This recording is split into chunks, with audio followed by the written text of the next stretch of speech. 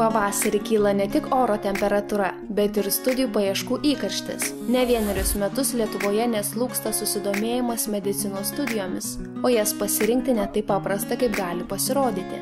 Vien Kauno kolegijos medicinos fakultete galima pasirinkti iš 12 siūlomų medicinos studijų programų. Praktiškai beveik visose studijų programose tiek slauga, tiek burnos priežiūra, sakysim, reabilitacija, kosmetologija dėvi baltus chalatus. O tas baltas chalatas, tai reiškia, kad tai yra nuolatinis kontaktas su klientais arba su pacientais, teikiant paslaugą arba puoselėjant sveikatą. Kauno kolegijos studentai, dėstytojai ir absolventai nebejoja. Studijų sėkmė priklauso nuo studentų motyvacijos ir dėstytojų pastangų perteikti žinias. Sąmoningai ir apgalvotai pasirinkus specialybę studijos atveria didžiulės galimybės. Dėstytojai irgi tikrai labai atsakingi ir mus tikrai labai gerai, manyčiau, paruošia ir atiduoda mums visas savo žinias. Akušerijos studijas pasirinkau būtent todėl, kad aš pati esu moteris, pirmiausia, būsima mama. Tai labai įdomu ir tai yra vis tiek stebuklas tas gimimas vaiko, tai norisi padėti jam ateiti šį pasaulį. Kažkada tai maža būdama pasakiau, kad būsiu kosmetologė, labai tom domėjausi. Ir, kai sužinojau, kai radau, kas yra grožio terapija, kas yra kosmetologija, ir tikrai nusprendžiau, kad būtent stosiu į kosmetologiją. Kauno kolegija kasmet yra tarp Lietuvoje sudaromų kolegijų reitingų lyderė. Lietuvos aukštųjų mokyklų asociacijos bendrajam priėmimui organizuoti duomenimis, kolegijų sektoriuje populiariausias pasirinkimas Kauno kolegijų studijų programa kosmetologija. Į pirmąjį stojančių pasirinkimo dešimtuką taip pat patenka šios Kauno kolegijos studijų programos. Bendrosios praktikos slauga, socialinis darbas, kinesiterapija. Akušerijos studijos tarp Lietuvos kolegijų vykdomos tik Kauno kolegijoje. Bendrosios praktikos slaugos programa pasižymi giliomis tradicijomis, nes gyvuoja jau beveik 100-metį. Vykdoma tiek lietuvių kalba, tiek turim vykdomas studijas tarptautinės, bendrosios praktikos slaugos studijų programa vykdoma anglų kalba.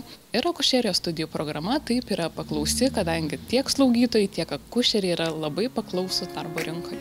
Kauno kolegija daug dėmesio skiria studijų kokybei ir studentų poreikiams.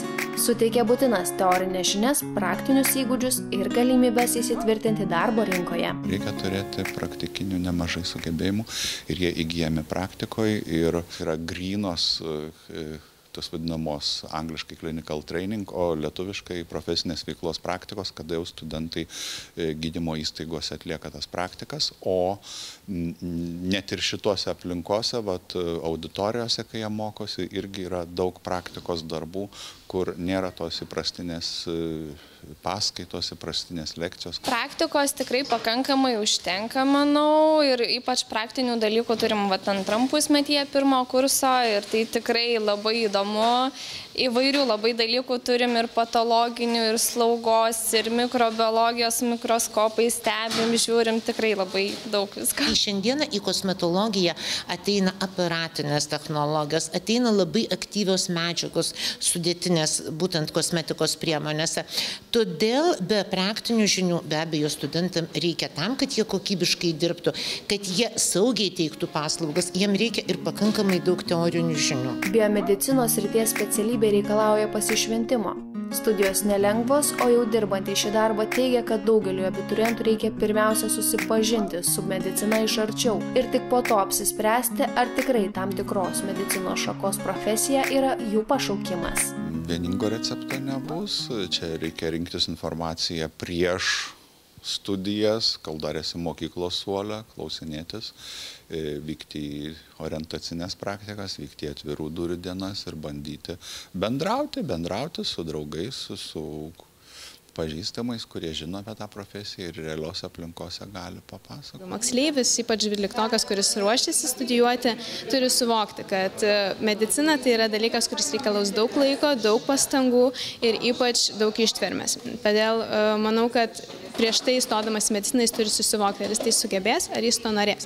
Nes jeigu ne, tai tiesiog nebus to pašaukimo.